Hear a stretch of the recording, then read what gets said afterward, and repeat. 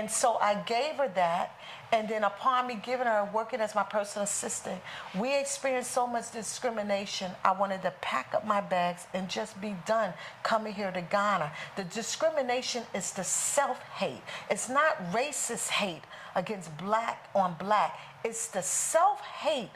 So I'm a foreigner, you don't like me, you don't want me here. And then she's from Nigeria. So I had the partner who wanted to say, well, I'm gonna have you socked. Now, human rights is international. Prostitution is illegal, sex trafficking is illegal. So what you're doing is illegal. You are wonderful. Wow. You are beautiful. Thank you for flying with us today. You are amazing. Oh, yes, you are. You are awesome. Thank you, Karen, for making my day. Thank you for flying with Delta. So I seen that here. Thank you for flying with Heaven Flight. And Kwaminat TV, supporting African businesses home and abroad. Kwaminat TV, the best and the full way to sell your brand to the world. Kwaminat TV, supporting African business. Welcome to Kwaminat TV again. Today I'm here at Accra, somewhere in Pokuase. And I'm here with another diaspora who has a lot to share, who came to the country with good heart. Did she receive the same good heart in return? That's what we're going to listen to Dr. Melissa. Dr. Melissa came to the country to give, to support mostly the women, to help people who are on the street. But there's a lot of things comes in between. Doctor is not here to discourage anyone. Doctor is here to encourage people. But before you're coming back to Africa, you need to look deep in. Ghana is fantastic. Other African countries are beautiful. But when you are traveling, you need to look into it. Make proper investigation, that I always say, before you fall a victim. Guys, leave comments on the video. Leave comments on this content that we are creating. Subscribe to support Kwaminat TV platform. Share to brothers and sisters. Let everyone hear and let's help tell African story. No one can make Africa better again except we the Africans. Come back to Africa. Step your foot on the ancestral land and help develop Africa again. Keep watching Kwaminat TV. Like, subscribe, and share. Dr. Melissa. Thank you. Thank you so much for having me. Doctor. Yes. My first question that I would normally ask is, Doctor, why Ghana? Or why Africa? That's a lot of also Caribbean and also which is even closer to you. So but why Africa and why Ghana? Yes. Well, I traveled to the Caribbean islands like Trinidad a couple times a few years ago. And it has that spiritual connection when I found in Africa. But for years I grew up. My mother was part of the Black Panthers fight for struggle. And she always immersed us in Africa. She was wearing the clothing. She was this proud, and even though she never went. So I had it for years that I would, go. And then I found a spiritual connection a few years ago and said, it's time, in 2012. And I was searching and something just saying Ghana, Ghana, Ghana. And it led me from, during that time, 2012, I said, okay, I was a previous flight attendant before for U.S. Air, Piedmont Airlines. And during that time, in 2009, I wrote a memoir book. And when I wrote the memoir book, and then back in 2012, I says, okay, I need to go back into the airline. I miss flying.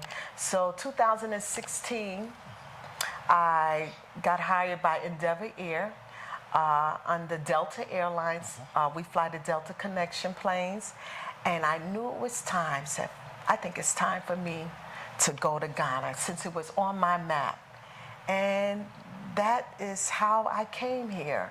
On my personal time, I started coming and I started immersing myself to find out things I wanted with the women, how they lived here in the culture of Africa. So basically, you came as a flight attendant first. Yes. So your dream that you were dreaming for a long time came true, even through the work that you are doing. Yes. Fantastic. Yes, it So, did. you know, what I say is when the time comes, things fall in place. Yes. So this time, things fall in place for you on 2016 around. Yes. So what made you decide to stay? Leave all those flight attendant, moving around, going, seeing cities and countries, and said, well, I still want to stay in Ghana, or I want to stay. And what makes you, why do you decide to do that? Because it's a big ask. It should be a calling. Yeah. And that's it. It was truly a calling because in 2009, Heaven Flight was born out of me being a flight attendant. And I wanted that experience of who I was, how I connected to passengers, being able to lift someone up and come here to Ghana and to be able to do it. So when I came in 2016, I did an entrepreneurship with the Lupus Foundation, and I did a little seminar. And I decided, my journey was this. I didn't know if I wanted to live in Ghana because I needed to do research. So I didn't pack it up and leave, but I came here every month on my personal time. So I would bid my flights in a way that would give me a 2-week break or 3-week break. And so in April of 2017, I decided, okay, flight attendant life, you know, they think we make a lot of money as flight attendants, and we are security specialists. This is what we are, safety and security specialists. People look at us just pushing a cocktail drink. So Heaven Flight is the embody of excellence of who I am and what I can give to people. And so in April 2017, I decided to pack up, store up my stuff, put it in storage in order to have enough money to succeed and to do the outreach here. I needed to give away my whole salary in order for that to happen. Give it to who? The woman here. Oh. So let's say $1,400 US a month is barely sometimes enough to pay your rent. We have flight attendants that live in cars who are on reserve duty. We have some that have to sleep in crash pads. Some leave their homes for a flight attendant career. So I chose to go homeless, meaning I had a father, I had children, but once I pack up my stuff, if I have to go find somewhere to sleep, didn't know where I was gonna sleep the next day or between my trips, that means I'm homeless. So I put my stuff in storage. Every month, I kept enough money for my cell phone bill, which was $200, maybe the seat, and then maybe my storage bill was another $200 a month. And the rest of the money would come here and I give it out. So for medications, I wasn't even saving anything. I was just making sure if I can eat, I ate a meal when it was free on the aircraft for some of our flights after first class. And in between that time, I just found that doing what I did, it made me live again in a way that the sacrifice for me to live again was through somebody helping somebody else. I was happy and content, yes, being in an apartment, but there is so much more to the giving that you feel fulfilled. So if it meant me giving away my money, and everybody thought I was crazy. So on days off, I sleep in the airport. We weren't supposed to be in the crew room of the airport. And I sleep in the airport. I hustle 2 hours to the Bronx, if I could, to my dad. And I would take a flight to Amsterdam when I couldn't be in the crew room, get some food and sleep at the Amsterdam. But I took a little mini vacation, 2 days going, and then come back for my next flight. I was doing this. And I did this for 3 years. Doctor, wait. I'm even a bit confused. You are still flight attendant, but you quit your home. So normally when you fly, you go back home. You stay for maybe a week, then you go for another flight, or you go so a few days. So you need to go home. Like when you come here, you go to hotel. But then, in your case, when you go to America, you don't have home. Just to save your rent, to help other people in Ghana. So at that time, was Heaven Flight born, or you were with another organization? Heaven Flight been around since 2019, so it was always an entrepreneurship outreach, proprietorship. So I helped those in the U.S. For 9 years, I helped manage an artist, an underground rapper artist, and I also managed another young lady in the music industry because my also self-taught work is a A&R music rep. So I am self-taught in a lot of things, and so what I did was, yes, I didn't have a home to go to anymore, and so the traveling Just in between. Just because you want to help other people. Yes, yes, and when you have an NGO, I had to do so much research on the outreach sector here in Ghana to make sure. So I set up a location in La Paz, which was in 2018, and I got registered in Ghana in January of 2018 with the name Heaven Flight NGO. And in the process, someone came on as a partner. But when people come on a partner, because you need Ghanaian partnerships, some people have only greed set up in their mindset. And all they want is, give me too. So the money I gave, the food providing, medication, and school fees, even to this partner, I was doing as much as I can. And then I also, in 2018, I took a 1-bedroom in Coco Bite. So then I had a place to stay because I was staying at hotels when I came. So I would have that place. So giving back, when you're doing an outreach, I'm doing my research. I'm out in the streets in La Paz, and I'm going to areas where the women are broken in prostitution. I went to police stations to get information. How can I help? Do you have women that are coming in? I would like to be of assistance. And visiting other businesses with women in the areas in East Legon, different areas I went about traveling. So the sole sponsorship for Heaven Flight has been me all this time. I had one donation of $500 couple years ago in dollars, and that donation helped me build a container for a woman for a business and to set that up. And then I had a $50, $25 donation by a good friend of mine's every now and then in the last 4 years, 3 or 4 times that she, would give it.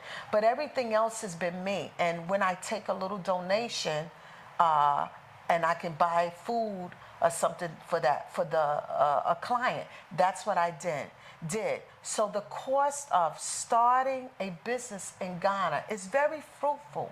It's cheaper for me to have what I have here versus the U.S. But when people add up the money that I gave up every month, it was like, wow, yeah, it's good money here. And at the same time, I needed to make sure that I can sleep better at night. If I know there was a situation, I couldn't sleep better at night. My situation was not important. When you deal with human kindness and your struggles there, the same way I would put my children's needs or someone else's needs before me, I can treat that person as a child. If you say you love him, then the act of loving means that you're going to treat that person with equal love. You're going to treat them with whatever you can do for them.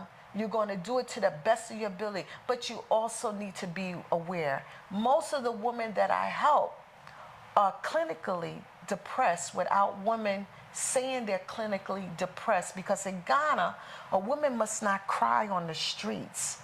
She must remain strong, or seem strong. That is one of the things I do not like as a woman. I will never say in a conversation, I'm strong.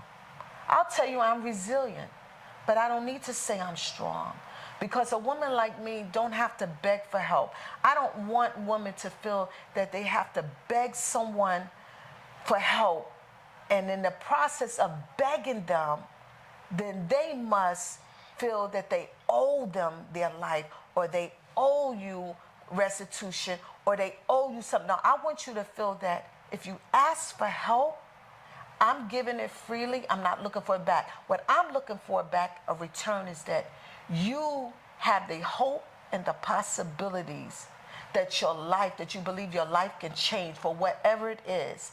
That's the restitution that I want you to get the counseling that you need to know that it's not okay with how you think you should live. It's not okay if society dictates to you that you should live this way or act this way. Everyone is their each individuality.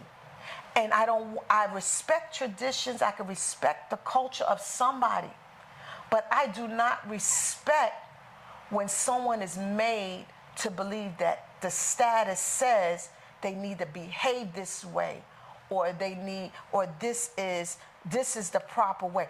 It's okay to cry.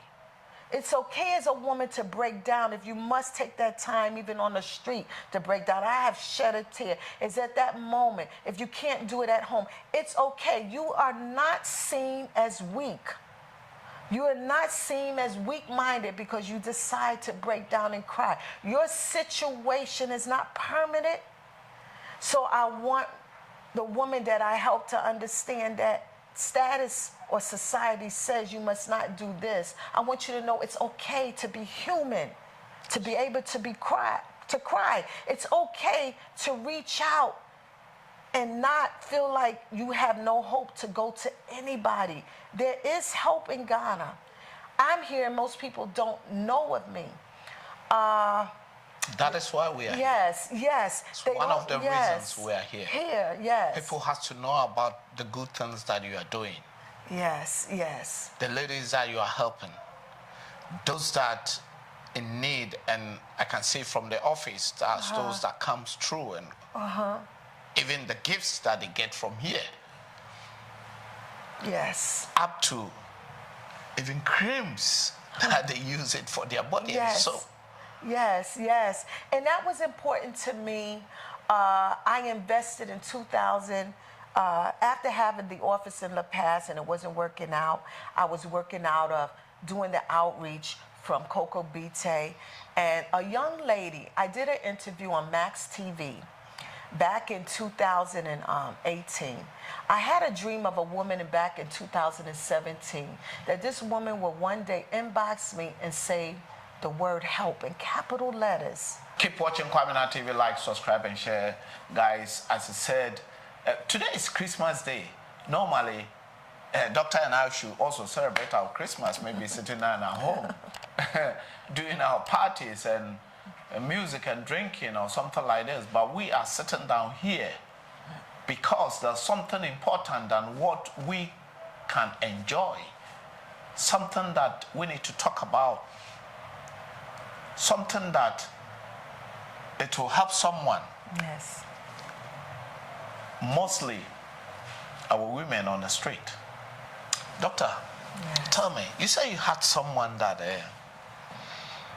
you take out from the street and she's your manager. Yes. Max TV did an interview in me in 2017. And I had a dream months before that a woman would inbox me saying the word help, but it would be in capital letters. It was in a dream? It was in a dream. I had this dream.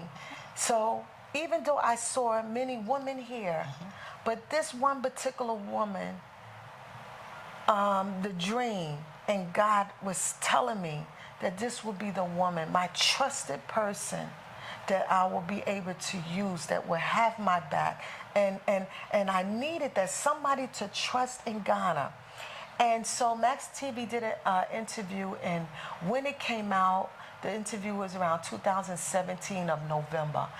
We, at La Paz, we received so much calls were coming into me, people were inboxing me, found my info, but they were asking me for laptops, phones, and money. And I was like, telling people, did you hear the interview? I'm asking Ghana for help, to support me and ask me for help. And so I get a message from a woman, and in capital letters she wrote, help. So I said, help. And she said, my name is Emma. Please, can I meet you? And I said, yes, I'm here. And she said, I'm in prostitution. And so I went to meet her at La Paz, paid for her lunch, and she was living in the area, start with a T, Tessano. Tessano, yeah. She was in the area, and so I went, paid for her, got her out, and I took her in as my personal assistant. And I trained her, said, well, I need you to do this. I can leave thousands of CDs in my place. Said, Emma, go collect this, do this. She never stole anything. She's a foreigner and I'm a foreigner. We both face discrimination here in Ghana. Where's she from? Nigeria. Ask her what makes her go into prostitution. She said she came here for work. She didn't prostitute in Nigeria. She came here for work, and the person she had to pay off lied. And she was stuck. So she had to go into prostitution. A lot of women that I've talked to have came from Liberia, Nigeria, have paid for work. And they came here under the pressure to get work, but they're stuck, and they either go to Liberia camp, refugee camp, and they live, and they had to pay. So this is what they did. They were doing to survive. Emma was in her 40s at that time, going to a ministry when she could. She had a good friend, a sister, that was here in ministry. Her sister was married with a ministry that was on Liberia camp. And even though when I pulled her out, she came back. She first slept in the church. She was sleeping there in the church. But I was giving Emma 1,200 CDs a month. And somebody would say, wow, because the US dollar allows me, if I can suffer, I'd rather suffer, not see someone else suffer. And so I gave her that, and then upon me giving her, working as my personal assistant, we experienced so much discrimination, I wanted to pack up my bags and just be done coming here to Ghana. The discrimination is the self-hate. It's not racist hate against black on black. It's the self-hate. So I'm a foreigner, you don't like me, you don't want me here. And then she's from Nigeria. So I had the partner who wanted to say, well, I'm gonna have you socked because you are paying her. What I have as a personal assistant is none of your business. First of all, I am not making money coming into Heaven Flight. I'm giving money out. I have a right to use my U.S. money as I deem fit. And so I went up an uphill battle with the discrimination. When I see Emma was with me, how people treat her, or how they treat me, or oh, beware, she's a Nigerian, all of this. Emma's never took a dime of money from me. Emma has, on her time off, made sure she took care of my place when I was away. Anything. This woman is such a woman of value. How long you know this Emma now? How long? Emma since 2017, so we're at since 2017. Yes, she has been with me faithfully, and she works with a heart, and she's been a great asset, because if I can go on the street at night, Emma will have my back in prostitution with me. So I decided that Emma's not going out of my life. I don't care who like it. If you want to go, you go as a partner. I don't need you, but she's not going nowhere.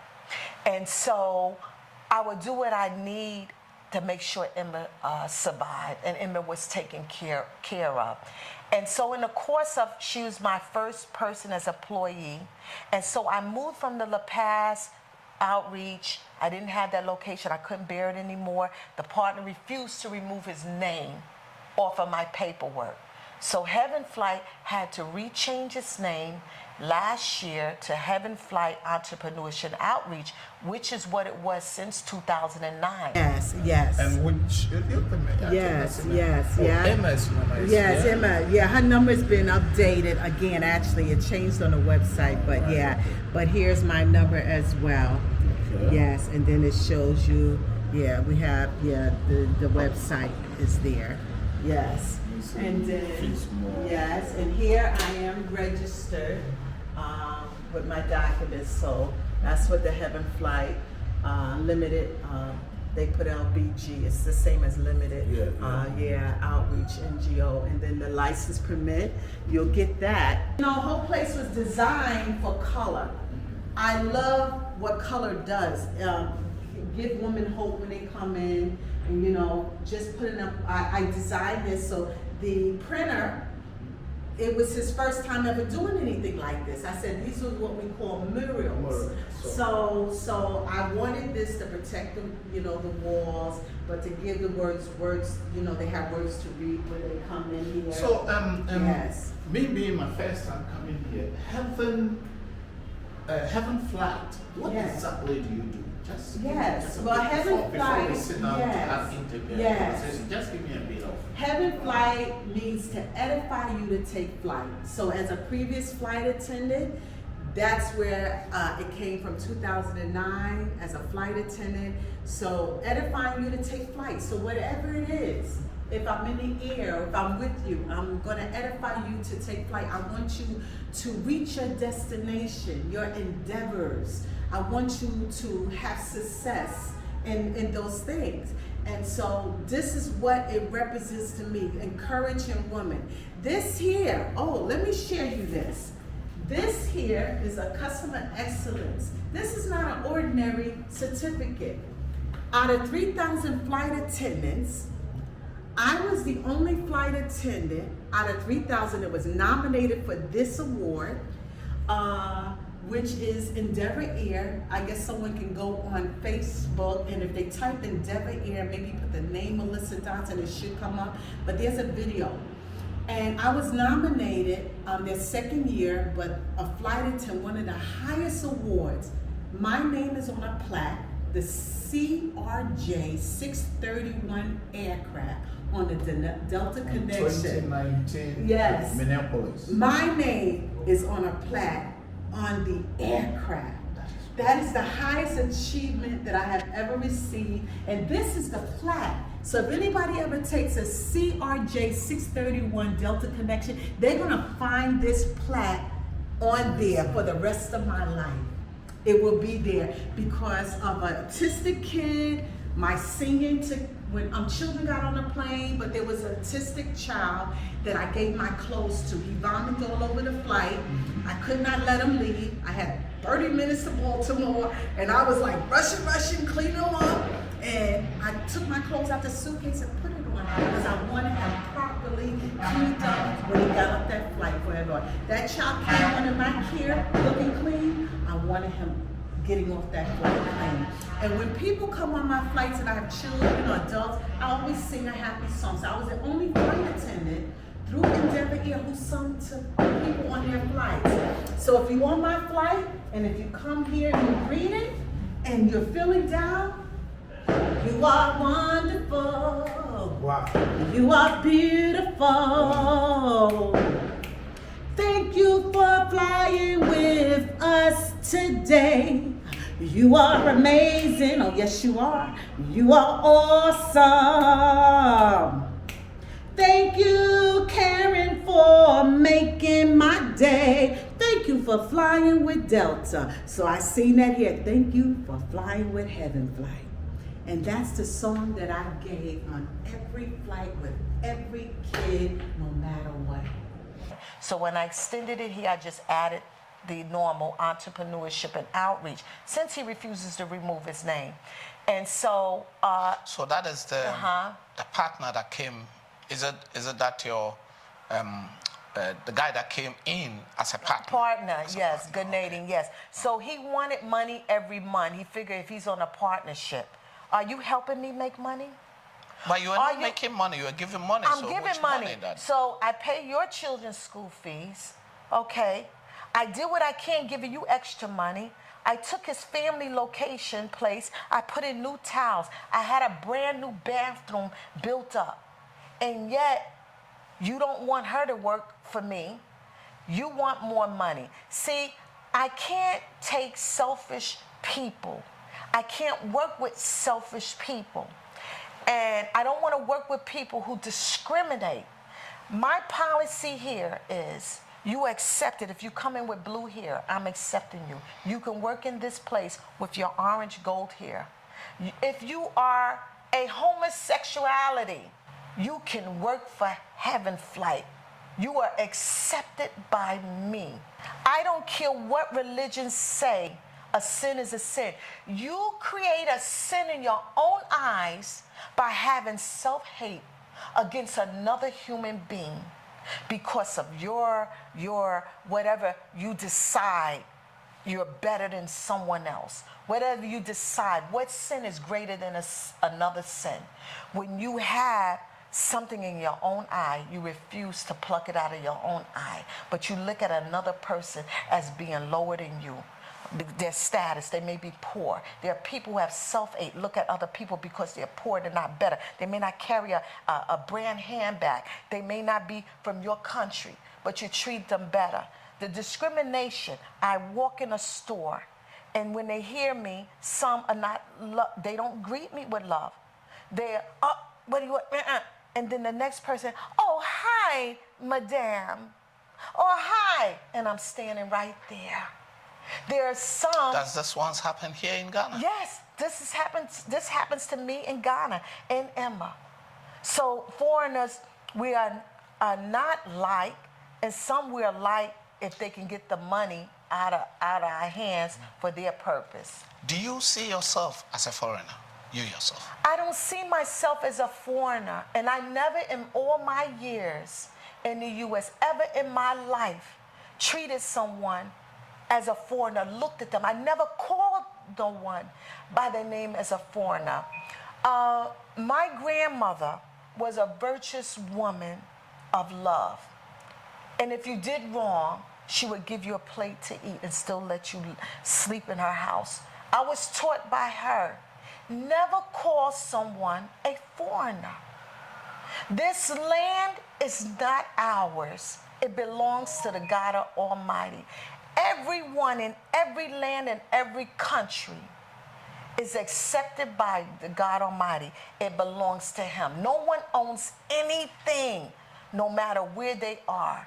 So I never looked down on anyone. I never called an African in all my years. I knew Nigerians and never been tricked, scammed by not one of them in the U.S. Yes, there was Africans when I went to get my hair braided that would talk about us Americans, but it never allowed me to say I'm going to treat you just as much as you, even if you don't love me and even if you just want my money. But I never call you a African or a foreigner. I called you by your name and I loved you by your name because that's what I was taught. So when I come here, even in America, treated and called nigger as a child and experienced racism in the South, visiting the South, and was looked down on, or called on a school bus, they will wave, or they write on our wall on my mother's door in the South when we there for 3 years, they wrote KKK, K, the Ku Klux Klan, or called nigger.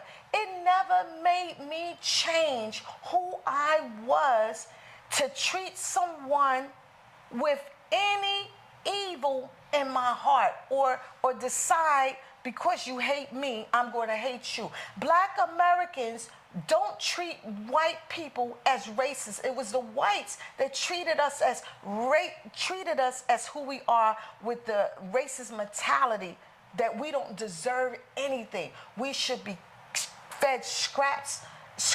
I know what it is to go to a fountain in Alabama and see a sign that said for whites and for blacks. I know what that is. So when I come to Ghana, I wasn't expecting hospitality, but I expect respect as you have a business customer service. That's not customer service. And so whatever Emma experienced, whatever I experience, we can understand each other, but we won't treat you the way you treat us. And so when a woman come to me and they come here, I'm not treating you as a foreigner. I don't know you as a foreigner. I'm in Ghana. I don't associate myself. I don't understand you as a black. I look at you as a black man. I don't know you as a foreigner. I don't know you. I know your descent, it may be African, but I won't treat you because you're African. I look at you as a black person. If I look at a white person, I'm looking at them, yes, they are white, but they're human beings. You are a human being. I will treat you as a human being. I don't have to know you to love you, to want to do good. And so with the mentality that we come in here, you can be of any religion, you're accepted here. Whatever you've been treated or a stigma has been put on you, you are treated with love when you come here. I don't know anything else but you as a human being, to treat you as such. And so from Heaven Flight in 2021, changing the name, when I came and found this location, VC, it was affordable for me, setting up a business. And Emma is here. I have 3 staff on board. I have my Uber driver works for me. I met him in 2017.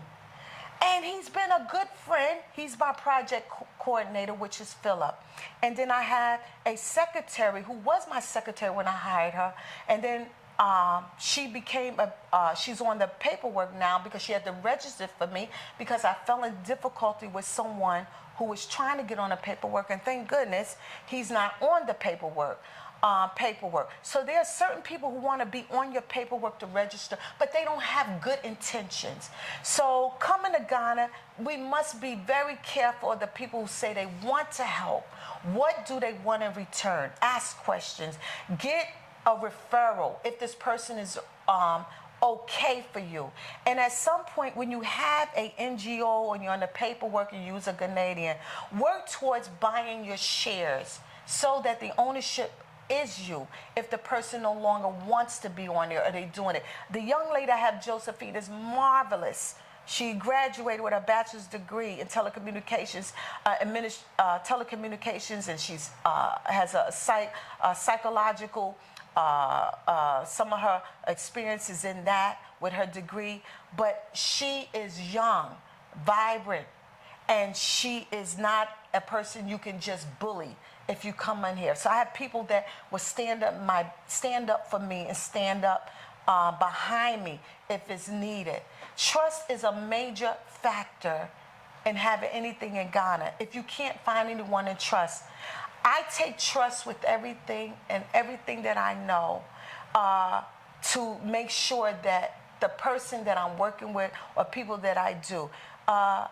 When I go to Liberia camp, the prostitution, the women that are out there, I have to write an advocate letter.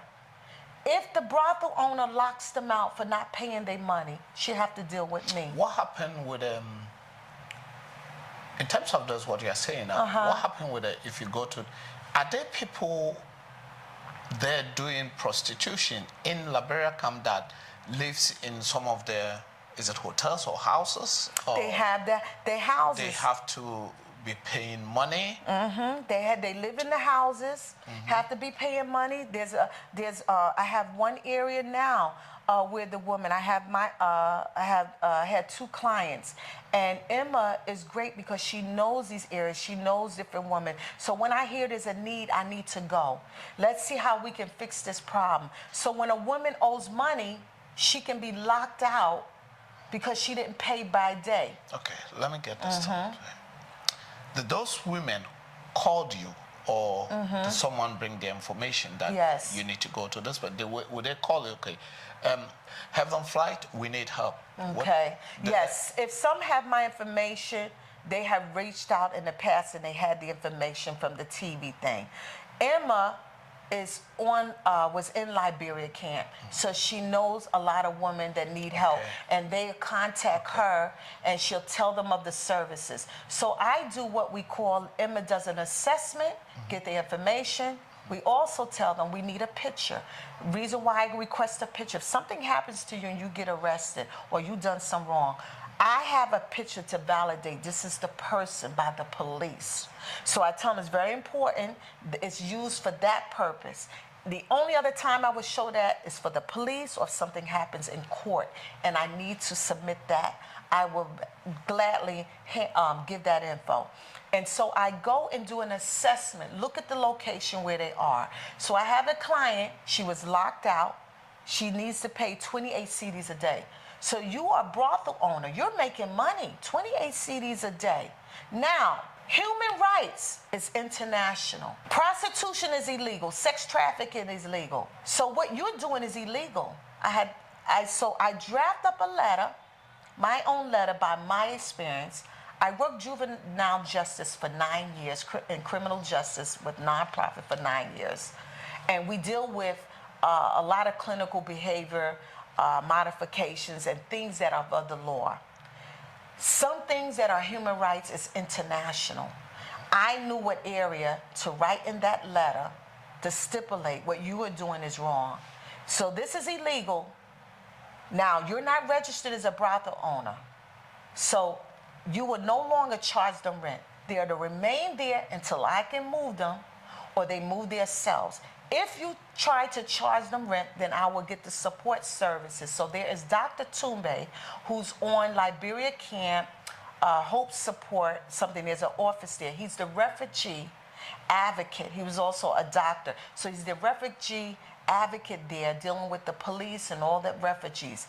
I gave him my letter, I have his full support. So if I go back to that client and found out they've been locked out, number one, you cannot hold, it's illegal, it's inhumane to not give someone water, access to water. If they can't afford it, they don't have it, and you lock that tap, and you saying they don't have any water, that's inhumane. Unlock it, unlock their door, because now I'm going to bring, not only am I coming if I need, then I'm bringing trouble to you. So I have a way of protecting those, but I will not pay for the arrears. So if I stop the arrears and any money, I'm not paying any arrears because that makes me accomplice. I cannot enable paying the arrears on a hotel or location.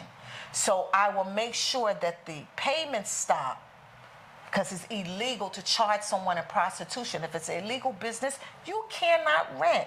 So I say this, hear me, brothel owners. If I have a client that comes to me, then there is an issue because I will follow through. I am an advocate for justice, and justice means we protect the human rights of others. It doesn't matter what they are doing. It doesn't matter. They have a right. It is up to the court to decide. It's up to the police to decide under what rules does this follow in terms of that. So we have women Yes, if they have my information, they'll call. I have a waiting list. I have women who are homeless. I have a woman who has a business. She's right now doesn't want to close up her business and she needs help. She needs a way of keeping herself going. So I have to find a problem. I have to fill that solution, find that solution to help the problem. There is not a problem in the world that you cannot find a solution to. It's called strategy. I tell women, if you don't understand the game of chess, I'll tell you from my perspective. I grew up playing chess. As a business owner, woman, I know how to use strategy to make sure we can solve whatever problem it is. Some things are going to take time. So here, Heaven Flight, I give out creams. If you don't have anything, you need lotion, you need creams, hair products. When you come here, I'll give you these things. We have this. And we also provide, I have the first food pantry here in Heaven Flight. We have food pantries in the U.S. Someone can go to get food every week. They can go to a church and get food. When those clients come here and they register and they need the volunteer stipend, then they can be, if I have the resource and say, okay, we need somebody to monitor their desk, maybe you're good, you have some experience, then you'll have a stipend that can give you every month 400 or 500 CDs, and then I can pay for your food and your car fare. I am the sole sponsor, and I have not been able to do this alone, but I've been doing it alone, but I can't continue to do it alone. My income has solely went to build this. It's given to this woman. I have a woman who needs to get into an apartment. How many women do you support at the moment? Right now, I have 4 women that need. I had a total list of 16 women that I had in the past 3 years in prostitution. Prostitution, the 16 that want to come out. And I can't even bring them out. They're still in. They want to come out? Yes, and out of the 16, I have 3 that one who's now decided to go back to Nigeria. She came out and she went to Nigeria that Emma is aware of. If I tell them, when you're moving about, let me know what you're doing. But the money is needed to place them into apartment. Then they can work here and I can give them the stipend. So I'm rehabilitating them and they're going through the counseling. We have online courses, 2,000, that they can sit and they can get a course. If they want project management, whatever they want, if they want to learn how to bake goods, they can get that. They have to come? Yes, they come here to the office location. And so they can sit at one of my free computers here, and they can learn. I need the computers to go out in the hallway because I need to change so I can have laptops put at the desk of the personnel and have the computers. So the course would maybe only 48 CD to 100, and the same amount that you would pay a couple thousand maybe to learn project management, you can get that course for us in a couple hours, maybe for 140 CD. Let me ask this question. Is that only people on night workers, or I call them hookups? Is that only those people that have to come, or even some people that are also not in that age, but they need help? Yes. Women. Yes. Because I know you empower most of the women. Yes. Can they also come? Yes. Well, there's a lot of people that also on the street probably sleeping out the way you were saying, don't even have places to stay. They even some of them want to further education. Yes. Some of them has been in traveling to so-called Middle East, and they are back. They were treated rough and back, and they don't know what to do. They are stranded. Yes. Are those people all welcome into Heaven Flight? Yes, they're welcome here. Young men can come for the course. Oh, young men as well? Men can come for the course, yes. So even this is a woman organization, young men can come for the course. The coursework, they can come. And young men who are in prostitution can come for the rehabilitation. Now, if there is a young man, he's struggling, we don't do what we call employment for job skills. But if it's a young man, we do courses. I have customer service. I have sales.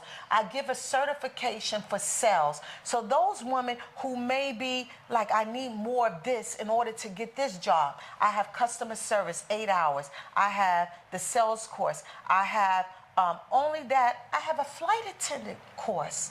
A 24-hour certification for women who want to enter the aviation, who need that certificate, because Ethiopian Airlines, they may need it on there that they need extra certification for the customer service or flight attendant.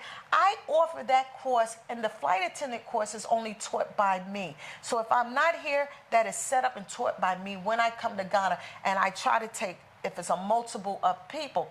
So these courses I structured, designed, word for word, and built them myself over the years of experience. And it made it so, I made it so easy that they're getting the international knowledge of customer service. They're getting the international. Customer service, as I said, can be so bad with some women here who even own their business. Is that how you greet? The facial way you greet? You need customer service skills. Now, so whatever they want, the young men, if there's, I'm also going to be opening soon in a couple months a bag program. That this bag, it will be a leather bag program that they can come here, put the kits together and construct handbags with all the tools. And that course may cost 3,000 cedi, but the money supports the NGO, because everything else that I give out mostly free. But the bag course, they'll be able to leave with a beautiful handbag, Italian made, US, manufactured, and it'll be a unique handbag, but it gives them the tools. They'll sit there. So if it's a couple days or 4 days or whatever, and we're going through it in their hand, using their hand, but it'll be able to done by hand, and they have a beautiful constructed handbag. So they get the understanding, wow, this is something I got out of, not only learn how to handbag, I got 100% Italian-made leather, unique handbag. So that course we're going to be opening soon, and I need, that course is so that the funds, now, the stipend for the volunteers, as I said, could be 400, 500 CD. Reason why I give so much, again, I know the value of the U.S., I'm blessed. If I can take something from my life and take a little and lack in something to give, I'd rather do that. My staff salaries, when they started off here, were 1,500 CDs a month. I increased them. I said, if the CD goes up, you get more. My staff salaries are between 2,000 and 3,000 CDs a month. If a volunteer comes through here, I want them to know I'm giving you as much as I can. So whatever area you need, you're taking a course, you're working on the outreach. And it may not be the exact thing where you want to do for long term, but it will be better to know I'm not going to give you money, say, for you to go on the street and hustle with that basket on your head. Your back, your feet are being worn out. There are things that happen to the body over long-term use. But if you have a business, I have a lady right now who called me for help. And in La Paz, so her business, she's struggling. She don't want to give up her business, but she needs to find work. She's lack of sales. So I have to have a register. When you come here, you're registered. I do home assessments, like a social worker, caseworker. Home assessments, I need to see you telling the truth, where you live, how many children you have. I need to look at your refrigerator. I need to know everything about you, and I need you to be truthful with me, because my life is displaced. When I go back to the U.S., I almost feel like lost, because I'm like, oh, I'm not at my office, I'm not there. But I'll do remote counseling from the U.S. For those clients. I'll put them on the video. On the page, on the Heaven Flight, you can go there if you need counseling, if you need consulting. It's $100 US an hour. But prostitution, those can log on onto Heaven Flight on the website. It says prostitution is free. For the consulting, they can log on and I do a video. There's a video meet and greet through Google. And I'll do whatever else that I need to do with them. So coming here to Heaven Flight, 2021, I gave my money on a deposit on a house. And yet, they say this is not fraud. Because I was going to have women stay at the bottom, and I was going to stay in the top when I come. Yes. Let me get this right. Yes. You give them money for a house. That Yes. means you wanted to buy an estate house. Yes. Finished estate house. Yes. Like a property. Yes. And from 2021 Yep. till now, Yep. you haven't got it? Didn't get And the your property. money? And what happened was the money. I gave a deposit, and I How had much? through, it was $16,000 US, $14. And $16,000, $14 US. At that time of the CD was $565, and the property was in this area for the house, not too far from here. And so when I gave the deposit, it was 90,000 CD. A realtor who I love, DK Properties, David. He introduced me to the owner by video, yes. At that time, I was married to a Ghanaian. He is now my ex. To a Ghanaian? Yes, a Ghanaian, yes. He is now my ex. I feel like if a man can't protect you, security, financial, then there's an issue with me. I did as much as I could in the protection because I asked questions. And David said, you can trust him. So I did a video while I was in the U.S. I was already inquiring to the Would David banks. be comfortable for you to mention his name? Oh, yeah, he'll be comfortably. So David is a wonderful gentleman. And unfortunately, when you have clients, you don't know everything there is about them. People just change. Course, yeah. And so, Circumstances. yes. So I checked banks prior to the loan process for houses. Because I was here December of 2020. I was looking at properties to see. And turn around, I went back. I got the information that I needed. I called banks in the U.S. And the bank, Republican Bank here, they told me that if anything that I give in U.S. has to come back to me in the amount that I gave. When I checked with most of the banks, they said the same thing. And I already know by Western Union, MoneyGram, this is true. And according to even using World Remit, even MTN, I talked to them, called them by the phone, because you can call them by the phone and you can ask these things. And so I had a video, live video with this gentleman. He called himself a developer. Everybody can call themselves developer. And I asked him, now, the lie is I never discuss U.S. money. It's a lie because I'm very detailed about what I do, especially with finances. I make sure I discuss everything. And I said, would there be I said, if I ever pull out, I need to get my money back. This is what it is by the international laws for money currency transactions. And every bank, I told him, he agreed, like it was no problem. He agreed. Did you guys have an agreement about building a property for you on paperwork? No, the house was already built and he was living in the house. Oh, it's a Yes. property that he was living in and you want to buy that property? Yes, yes, Okay. yes, yes. Okay. And the bank loan would have been, at the time, the house was selling for 450,000 CD, which would have been at that time 80,000 US for the property. And so with me giving 20% down, the bank says give to the bank or I can give to him. So after Oh, this is what the bank said. yes, the bank, Republic Bank, if you go to some of the other ones, a few of the other ones say no, only give to them. But Republic Bank says no, you can give to them. Our rule is you give to him, but you get an offer letter, and you give us the receipt, and you give to him. But make sure it's somebody came by referral, can be trusted. So David's been selling properties for this man. Okay. And so with that, I initiated, I says, okay, give me the offer letter. And I made sure my ex-husband on the last amount, when there was trouble with sending the money every day because of Western Union and then World Remit, there's a balance, there's a certain amount of increase that you can't go through. Yeah. So there was issues. He had me sent to his wife, the developer, and I also sent to my ex-husband.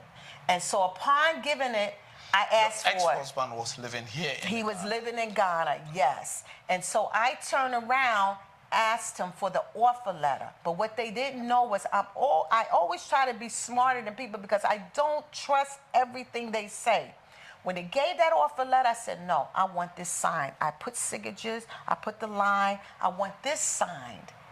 And they signed it, and I wrote on there the money amount of my refund as well, because when the offer letter came from me that he made up, dealing with the same Republican bank, it had everything in CDs. He says, I sold the house in CDs. It doesn't matter, you sold it in CDs. So I signed it. I had it notarized by other Ghanaians that are from here because they have a wire transfer company. So they wire money, they deal. They told me the same thing, advised me. It has to come back at that rate. It has to give you back that money if anything happens.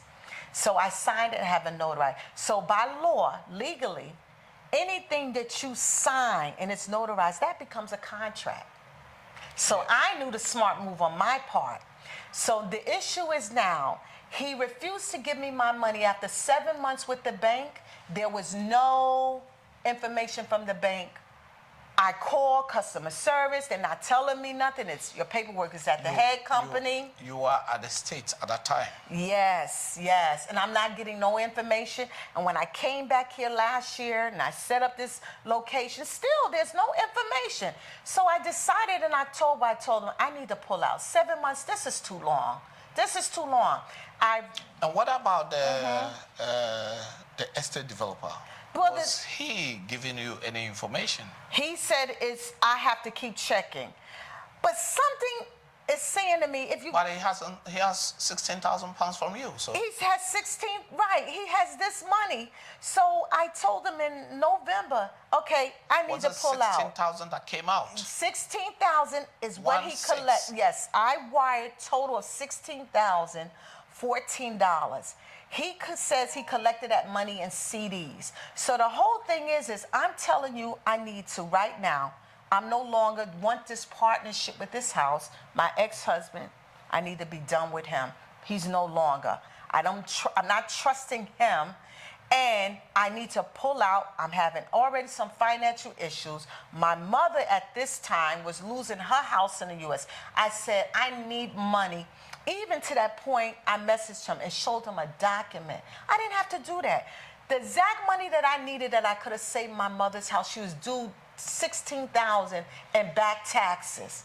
The exact money, I was willing to give it all to make sure I saved my mother's house with the mortgage people and back taxes. This man didn't care. You know what he tells me? He spent the money when I gave it to him. So I didn't apply for a loan with Republic Bank till after June the 27th, into July. It's when I applied for the loan.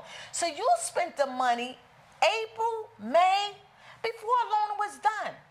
Well, they say here that wouldn't be considered fraud.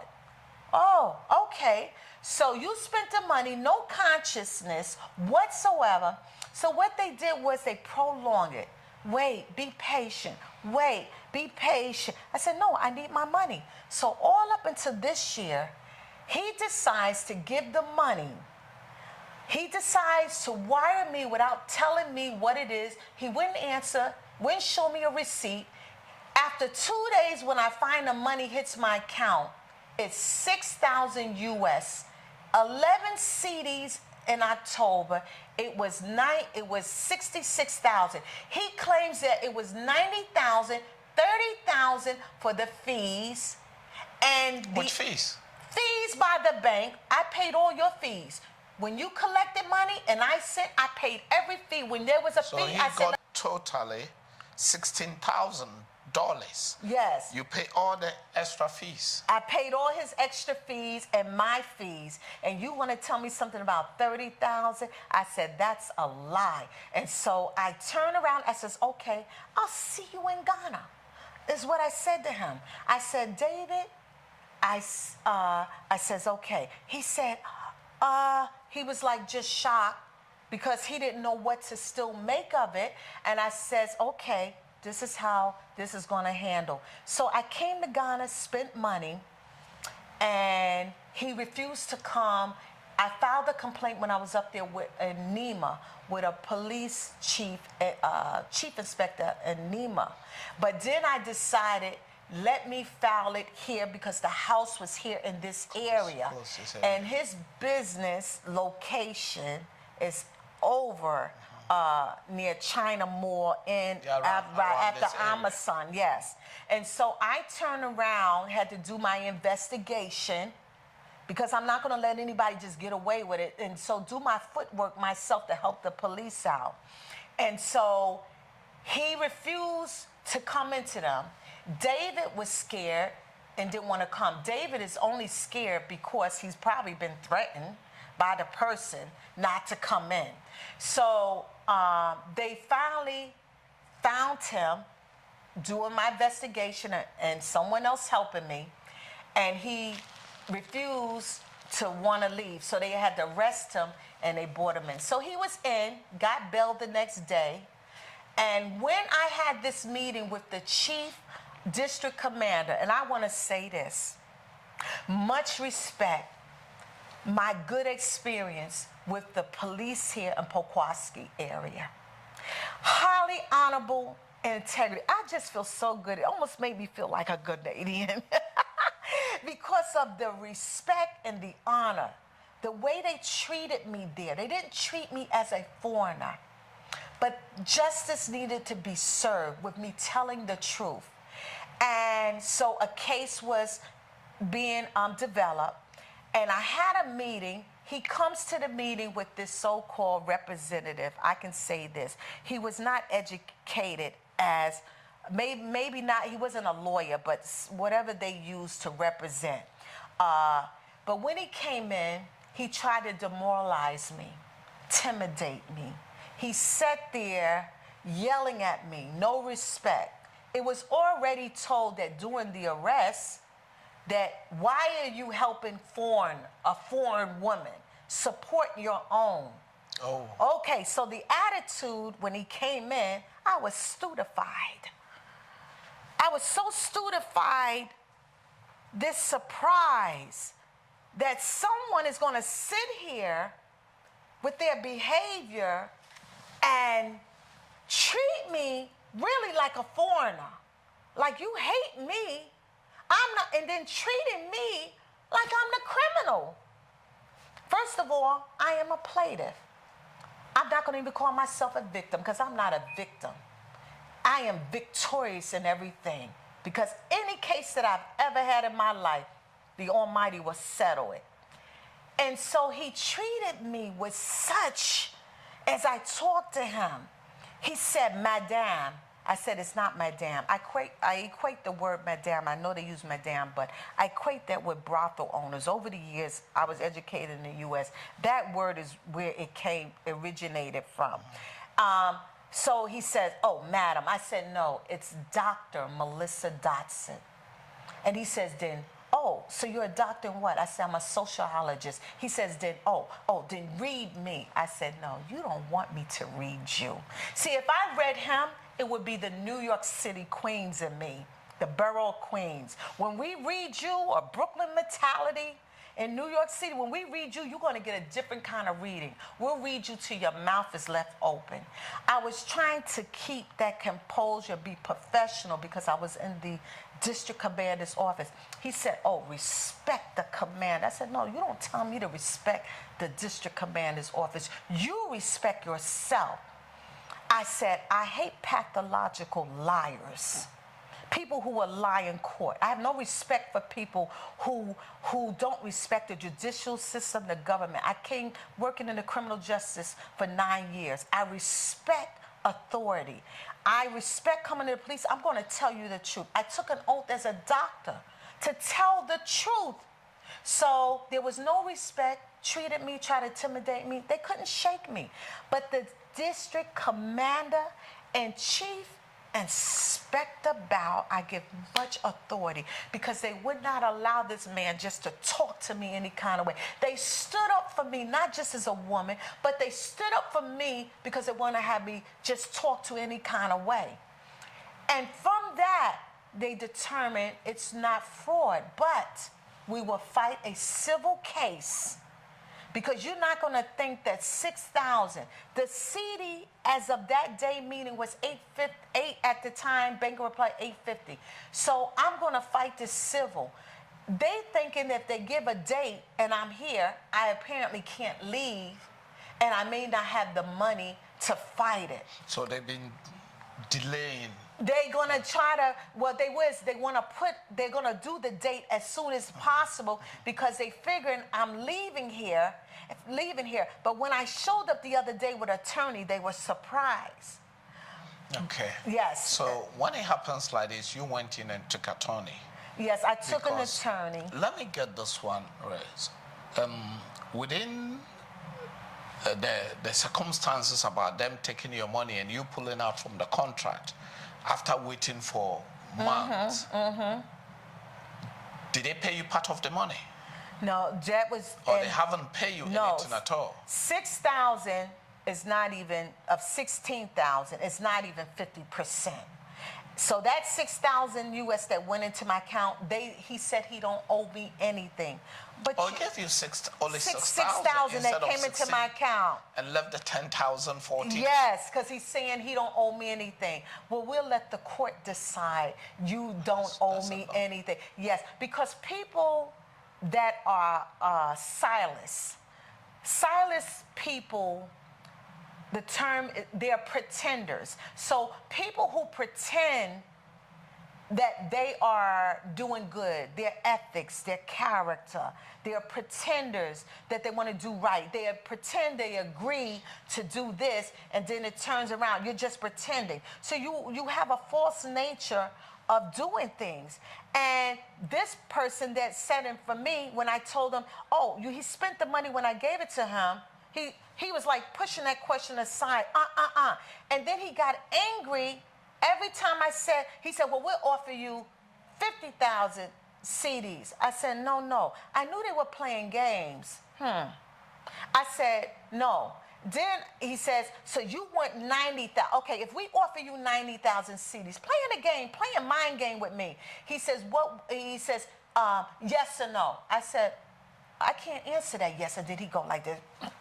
He's getting agitated. I said, you want me to answer yes, and I'm telling you I can't answer yes. I will answer if I know what the U.S. seed is. And I said, let me look here. And he getting all angry. And I said, So I turn around and I calculate, and I'm looking. I said, I said, no, U.S., this is what it is. I minus 3,500 CDs. Alfred, the only time he gave me, I'll say this, 3,500 CDs was given to me, to my staff, and I minused it. That was 300 at that time, November 2021. I minused that. So the amount that is owed to me was $9,632. So I'm telling him, this is what I need to come to me. I don't care what you say in CDs, but this is what come to me.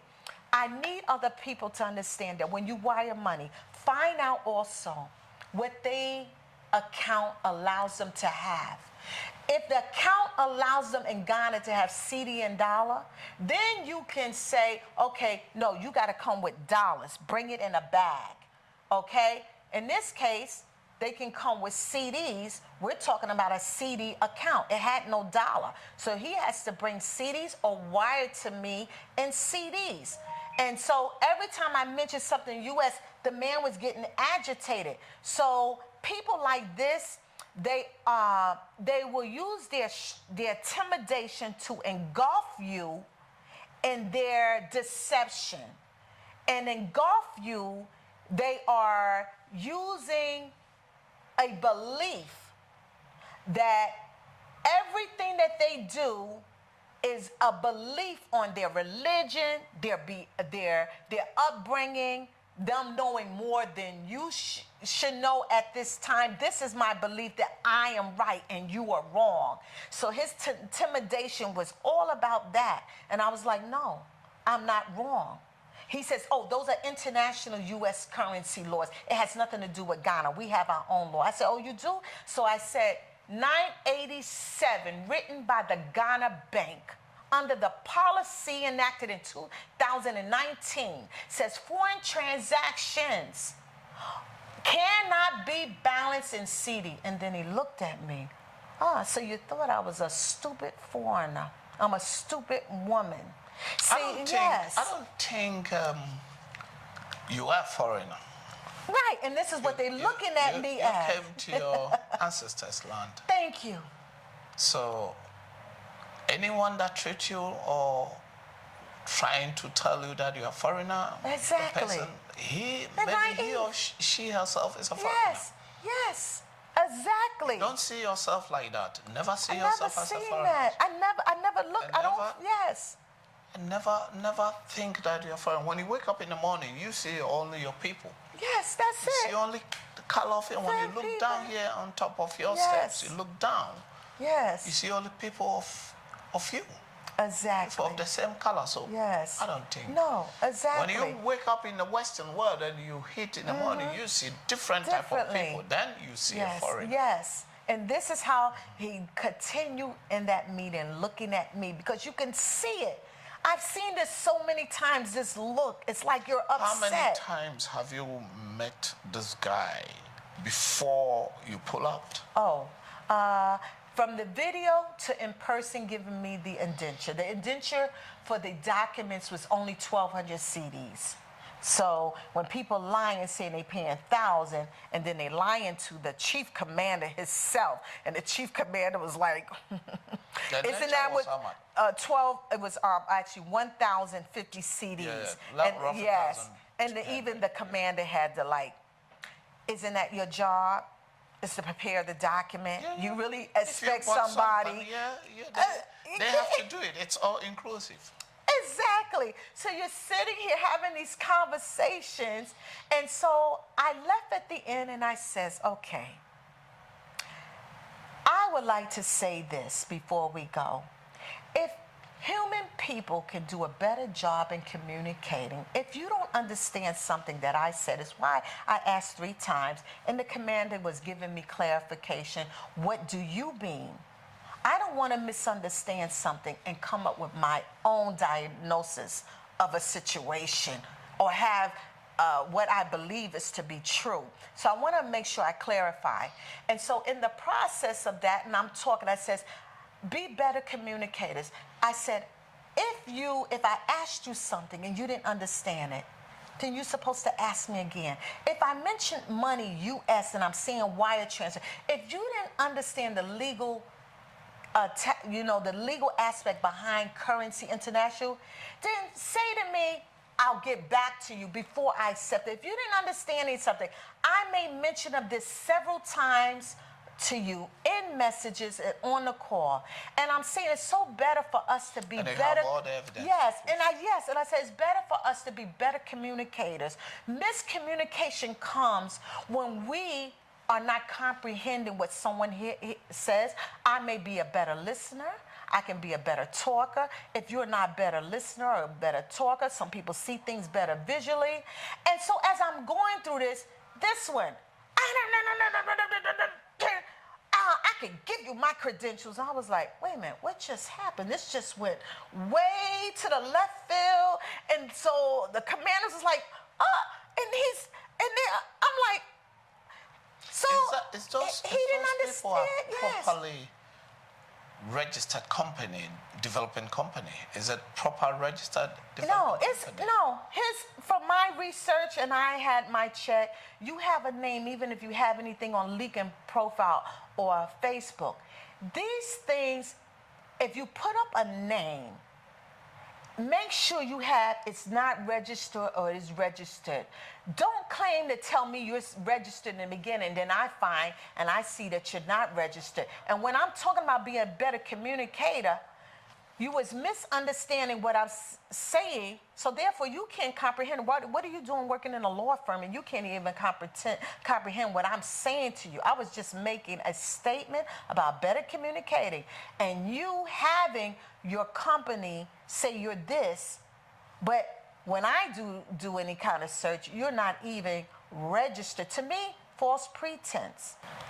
What is the next step? The next step is going to the civil court. Yes, I have to file for the civil court. Yes, Okay. yes. So then after the civil court, we need to have a chat again. Yes. I want you to express and also advise people who are coming without putting them. Right. I don't think you want to put people Right. off or scare them of coming back home. Yes. But Yes. what advice will you give it to the people who, Here. the other diaspora and South African descendants who want to come back home? Yes. What advice will you give it if they want to Right. acquire property or if they want to open a non-profit organizations Yes. like charity organizations Yes. like the way you are doing? Yes. What advice will you give it to them? Well, my advice is to be not just be thorough. When speaking with anybody, put that app on your phone also to record your conversations that you have with anybody concerning, even if they're giving you information, and you're giving them information to do any research. Researching, you can research. You can see people. There are people that will have their name and not be registered or have a permit with the authorities here. And you need to research. If the person that is assisting you in Ghana and they're here, or they want to get on your paperwork, Wherever in Africa. yes, or wherever, don't rely on their research only. Make sure you get the phone number to somebody at the general's office. I have a woman who's at the general's office for the last 4 years. Anytime I need anything done, I don't pay nobody under the table. I correspond with her, and she can pull up whatever you need and documentation to make sure that person is registered. You want to check. I have my own person, my staff, that when I'm checking for properties and we're looking to rent, and we had to check on even on that property, we went to the municipal, not just with what they gave me and documentation. You go to the municipal and you can pull it, do the check. You can make phone calls. If it's a problem making phone calls, you can make phone calls, but get referrals. And I say a diaspora. Get another diaspora who knows the ins and outs of here. Don't pick anybody, just anybody in Ghana because they came a referral. A diaspora who's legally has a good following. They can give you their clients that you can talk to. You can follow through with and say, this is what happened. You need those referrals from those other clients before you give anybody your money. Make sure that you have U.S. legal documents done. That client here will sign it. But even with contracts and legal documents, the whole thing is understand that money coming here when you wire it. At the CD, if you give it, don't do any deposits. I would not advise it on a property. If the bank said give to them only. That's my advice. If the bank says give to a developer or anyone, an agent, do not give your money. If you feel comfortable, give it to the bank.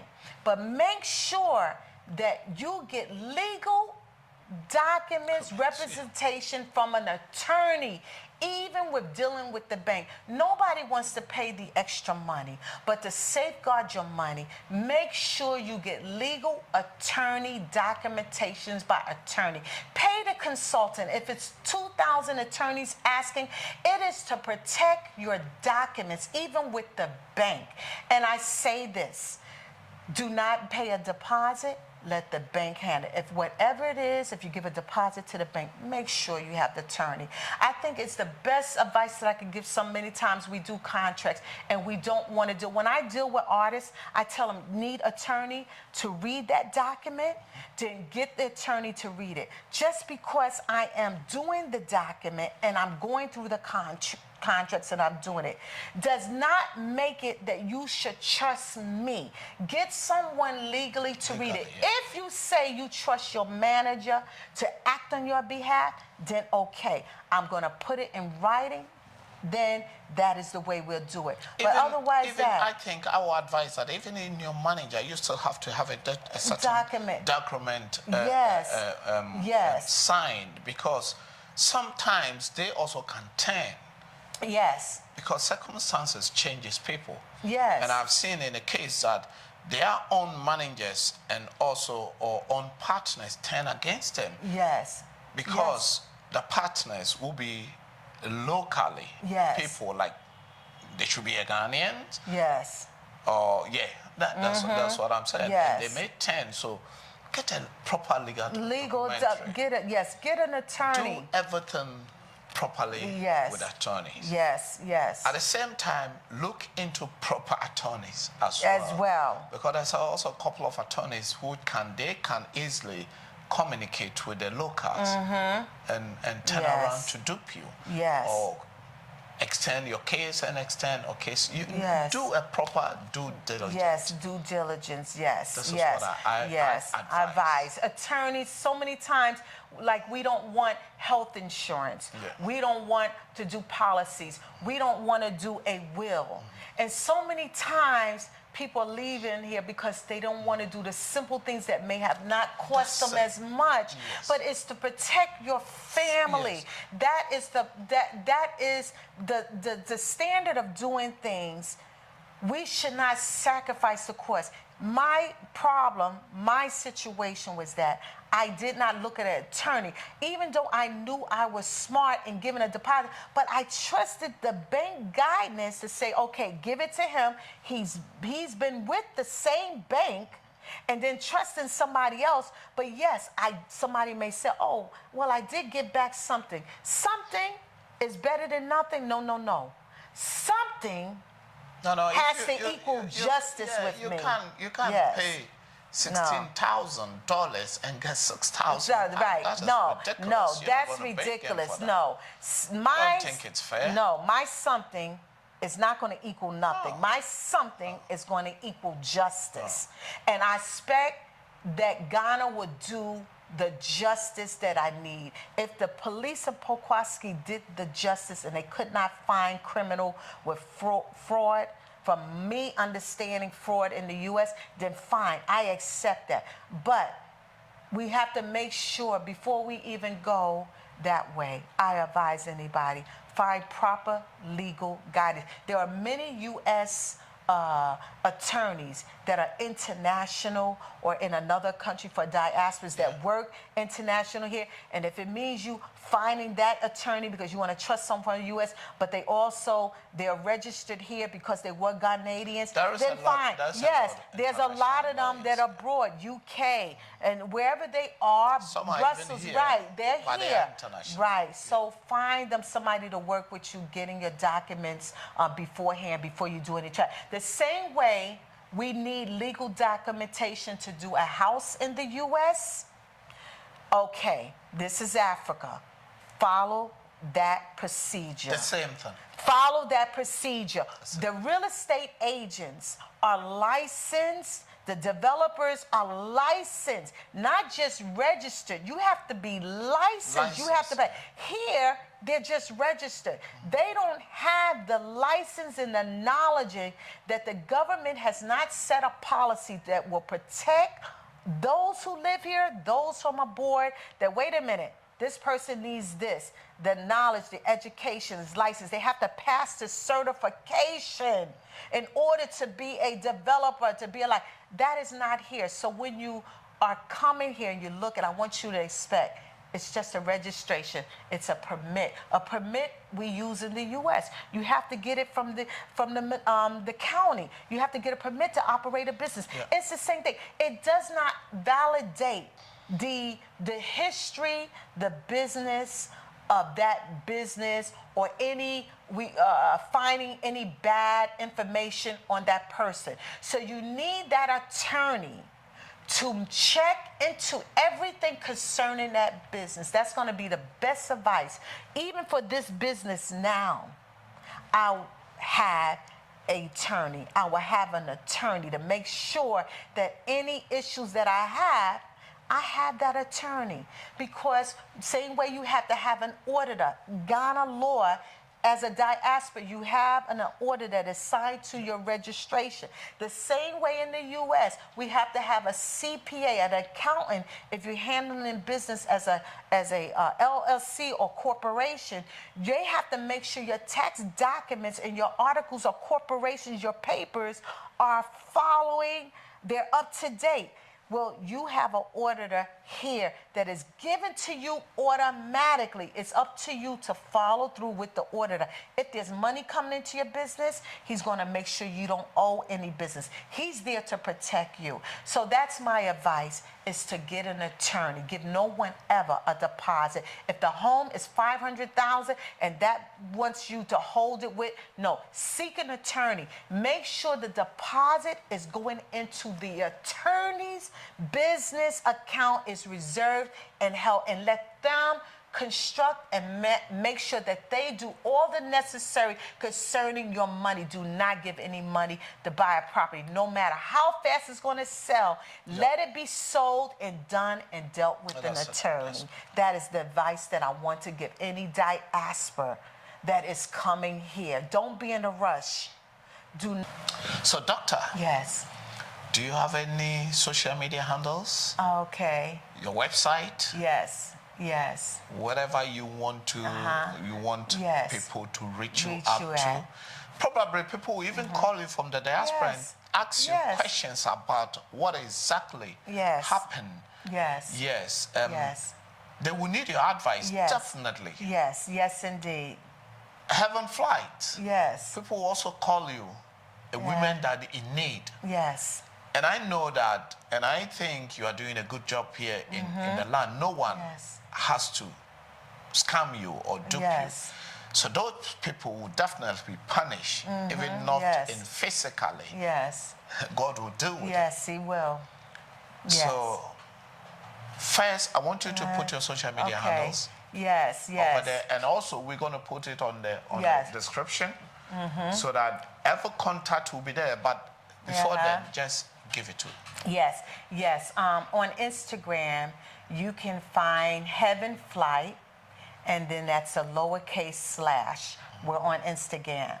And on Facebook, we're also, if you type in Heaven Flight, you're going to see it there as well. As it's the same name, HEAVEN, Flight, FLIGHT. So it's on Facebook and also Instagram.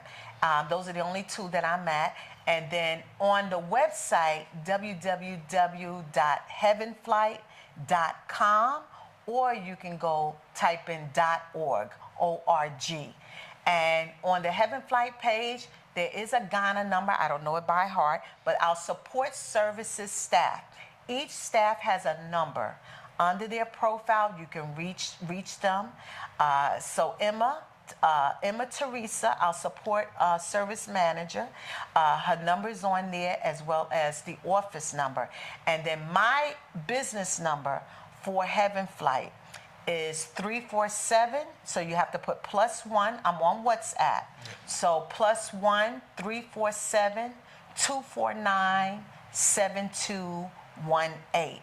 And that is the business number that I use internationally. Yes. You need to take time, have all the time. Yes. Because if you spend 50, 60 years over there, coming here to take your time for at least 1 or 2 years before Yes. you get a property Yes. wouldn't be a long time. No. Look. It is better to slow down to get the right thing Yes. or to rush and get Yes. the wrong thing. Yes. Keep watching Kwaminat Yes. TV, like, subscribe, and share. Thank you, Doctor. Thank you Yes. for Oh, no, coming. thank you. I mean, Thank giving me you. this feel. And Yes. also thank you for advising the viewers who Yes. are also in the other side, wanted to come back home. It's a pleasure. And it's a pleasure. And I think Yes. we're going to go to part 2 when the civil Yes. court is also Yes. filed. I And will yes. keep you updated. And don't be duped. Yeah. Don't be scammed. Please make a proper research and take your time. And as she said, get a proper attorney Yes. to be on your part, no matter what you are doing. There is good people and at the same time bad people in Africa. Thank you very much, guys. Keep watching Kwaminat TV. Like, subscribe, and share, and leave comments on this video that we are doing. We love you. Thank you.